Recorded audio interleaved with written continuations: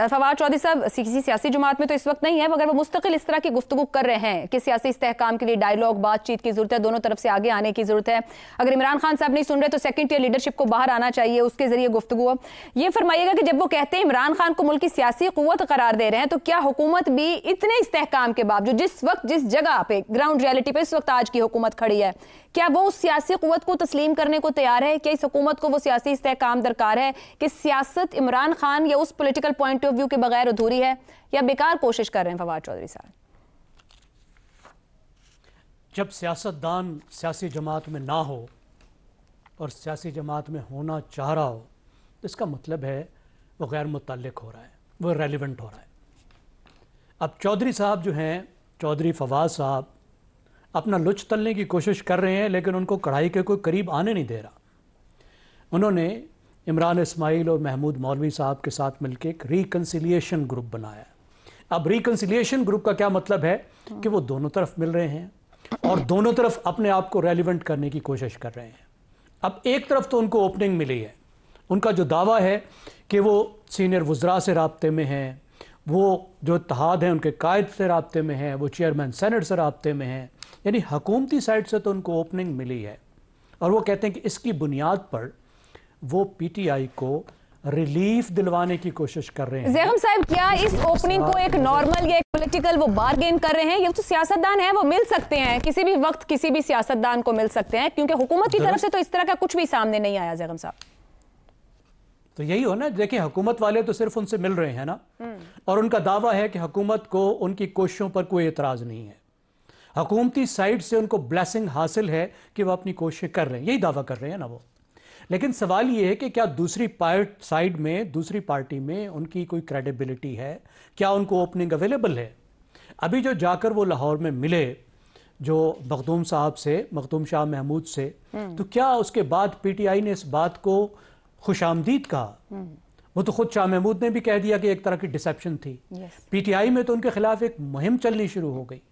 कोई ऐसा बयान हमें इमरान खान की तरफ से भी नहीं आया जिन्होंने कहा हो कि हाँ हम इस कोशिश को ब्लेस करते हैं। तो एक साइड वाली कंसिलिएशन या रिकंसिलिएशन, वो कैसी रिकंसिलिएशन हो सकती है जिसमें एक पार्टी आपको इजाज़त ही नहीं दे रही कि आप उसकी बिहाफ पे कोई कोशिश करें, और दूसरी साइड आपको एक ऐसी इजाज़त दे रही है जिसकी कोई बहुत ज़्यादा अहमियत नहीं है। वो अपनी तरफ से कुछ फार्मूले लाने की कहे हैं, लेकिन क्या ये फार्मूले दोनों साइड्स को काबिल कबूल भी हैं? इस वक्त तो बज़ाहिर नहीं लग रहा कि जो दूसरी साइड है, जो हुकूमती साइड है, वो एक पॉलिटिकल तौर पर थोड़ी सी ओपनिंग देने को तैयार है, लेकिन पीटीआई तो उतनी ओपनिंग लेना नहीं चाहती। पीटीआई तो मुसलसल उसका मौक़िफ़ रहा है कि हम दूसरी सियासी जमातों से बात नहीं करेंगे, हम बात करेंगे तो सिर्फ इस्टेब्लिशमेंट से करेंगे।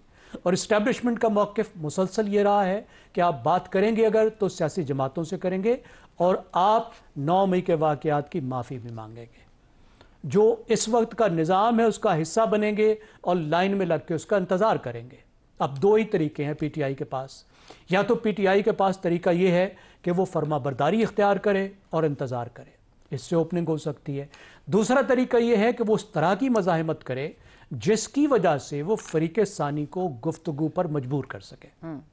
अब पहली बात पर पीटीआई तैयार नहीं है, और जो दूसरी बात है मज़ाहिमत की, उसकी वो बार बार कोशिश करते हैं लेकिन उसमें कामयाब नहीं हो रहे।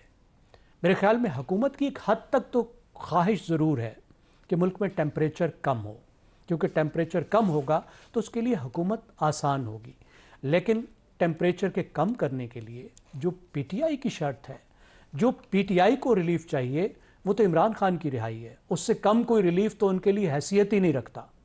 जो दूसरे लोगों की रिहाई की बात कर रहे हैं, आपने देखा कुछ ना कुछ लोग तो छोड़े गए थे, और फिर जब छोड़े गए थे तो उन छोड़े जाने वाले नौजवानों को जो खैबर पख्तूनख्वा के थे, उनको भी हार पहनाकर जिस तरह के बयानात दिए गए, तो वो तो भी उल्टा पड़ गया, उसके बाद किसी और को छोड़ा भी नहीं गया।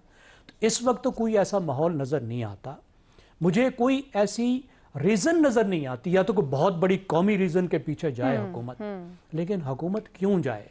हुकूमत का क्या फ़ायदा होगा इमरान खान? आपको इस दावे में कोई दम नजर नहीं आ रहा? क्या चाहेगी, क्यों चाहेगी ये हुकूमत? क्यों चाहेगी कि इस वक्त पीटीआई की सुलह सफाई हो जाए इस्टेब्लिशमेंट के साथ, सही हो, और इमरान खान की वापस आने का रास्ता बने? ठीक। और इमरान खान वापस आके वही करें जो वो कह रहे हैं कि मैं करूंगा और जो वो करते रहे। दुरुस्त। तो जब तक एक बड़ी तरह की रिकंसिलिएशन नहीं होती इन तमाम जमातों के दरमियान में, पीटीआई और दूसरी जमातों के दरमियान में, मुझे तो कोई आगे का रास्ता नजर नहीं आता। दुरुस्त हो गया।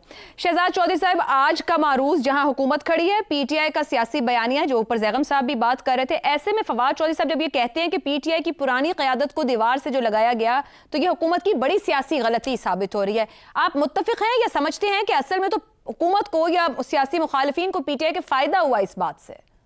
नहीं, मैं मुत्तफिक हूँ फवाद चौधरी की सोच से, अप्रोच से कम से कम। अब उसकी क्या हैसियत है, उसको कौन मानता है कौन नहीं मानता, वो कामयाब होगा या नहीं होगा, मेरे ख्याल में इससे कतई नज़र बात यह है कि जो वो बात कर रहा है क्या वो मुल्क की फ़ायदे में है, मुल्क के लॉन्ग टर्म इंटरेस्ट में है? वो बिल्कुल है।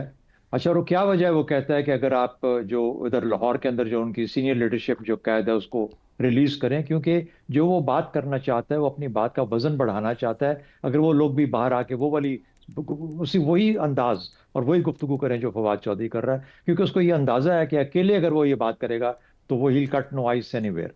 यानी ना हुकूमत शायद उसको सीरियसनेस इतनी दे और ना ही उसकी अपनी पार्टी पीटीआई के अंदर, उसकी पार्टी तो नहीं है लेकिन पीटीआई के अंदर उसको ज्यादा उसकी बात सुनी जाएगी। अच्छा, अब बड़ा इंटरेस्टिंग सवाल ये है कि हुकूमत का इसमें क्या इंटरेस्ट है? ये जो सवाल आप उठा रही थी जैगम साहब के जवाब के अंदर, हुकूमत क्यों करना चाहती है? पहली बात तो ये है कि एक तो ये हो सकता है कि हुकूमत चाहती है कि कुछ मामला सुधर जाएं, आसानी रहे हुकूमत में। तो हुकूमत को मुश्किल क्या है इस वक्त? मुझे तो कोई मुश्किल नजर नहीं आती, आसानी के पॉइंट ऑफ व्यू से बात कर रहा हूँ। दूसरी बात, हाँ ये कह सकते हैं कि सियासी निज़ाम की साख थोड़ी सी बेहतर हो जाए। ये बारहा एक शोरश उठती है, कभी 26 नवंबर की बात होती है, कभी कोई और मामला आ जाता है, और एक माहौल ऐसा रहे जो कि कदरे चाहे उसमें इख्तलाफ हो लेकिन उसको संभाला जा सके और इतना बुरा ऑप्टिक्स उसकी ना सामने आए जो कि हमेशा पीटीआई के इन तरह के कामों के बाद आती है। एक तो ये वजह हो सकती है, और दूसरी उससे भी बहुत बढ़ के जो इस वक्त आपकी एक कौमी ज़रूरत है वो ये है कि जो अफगानिस्तान के साथ आपकी पॉलिसी है, जिसमें आपने ये कह दिया कि अफगानिस्तान के साथ हम कोई बातचीत नहीं करेंगे, हम उनके साथ कोई ट्रेड नहीं करेंगे, हम अपने बॉर्डर्स नहीं खोलेंगे, हम जो यहाँ पे अफगान हैं उनको निकालना चाहते हैं, हम स्मगलिंग नहीं होने देंगे, हमारा बॉर्डर इतना सेंसिटिव है कि हम वहाँ से कोई लीकेजेस नहीं होने देंगे, वगैरह वगैरह। आप देखिए आपने क्या पॉलिसी अपनाई है अफगानिस्तान के बारे में। इसको आपको इम्प्लीमेंट करने के लिए खैबर पख्तूनख्वा का सूबा, उसकी हुकूमत, उसके लोग और उसका वहाँ का जो सेंटिमेंट है उसको साथ चाहिए, मिलना चाहिए। अब उसके लिए क्या तरीके हो सकते हैं?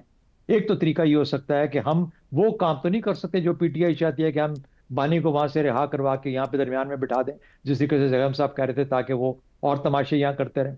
ये तो मुमकिन नहीं है। लेकिन क्या ये मुमकिन है कि हम खैबर पख्तूनख्वा की हुकूमत के लिए और बानी के लिए कुछ सहूलियात दे दें, थोड़ी बहुत कंफर्टेबल कर दें जिंदगी को? खैबर पख्तूनख्वा वाले भी जाके मिलना मिलाना शुरू कर दें किसी तरीके से थोड़ा बहुत करके, और इनकी जो लीडरशिप सेकेंड टियर जो इस वक्त फंसी हुई है लाहौर के अंदर, जेल के अंदर, उनको जब बाहर लाया जाता है तो वो भी कुछ मामला को थोड़ा ठंडा करें और सियासत को सियासत के तौर पर लेके चलें।